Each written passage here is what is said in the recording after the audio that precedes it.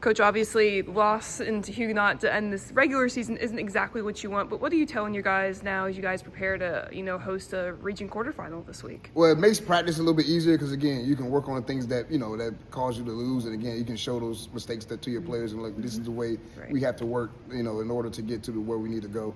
Is it like something where you're like, okay, a loss is good. A loss is something that shows them exactly what we need to do going forward? Yeah, so, you don't want to lose, but sometimes, like I said, especially with it being before the playoffs, like I told the kids, this loss sucks and it feels like a playoff loss, but it's not a playoff loss. We have another week to, get that loss off our chest and, kind of work towards keeping building and not having that feeling again. So I think it was good for us to the fact that it gave them kind of like a bottom line baseline of where we don't want to be.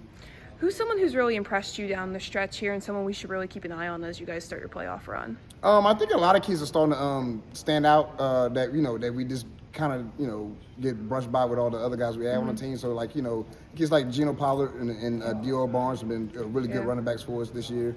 I think Tristan Bowers has been kind of overshadowed with the things he's been doing, playing corner. And then, we have a collective group of D linemen, that kind of work well, and and then of course we know about Cam and things of that nature. But yeah, I think honestly, like I said, those kids right there, and also like Justin Fabian, he's kind of been doing his thing out there for a while as well.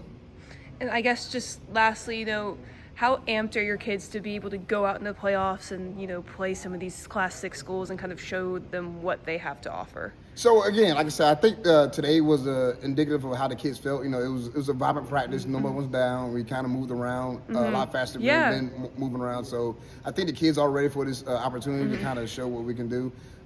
Again, like I said, that was just one mistake. It's not going to define us for the season. So again, like I said, it's one of those things that you have to learn, you have to build. It's adversity, so you got to fight above that and try to get better.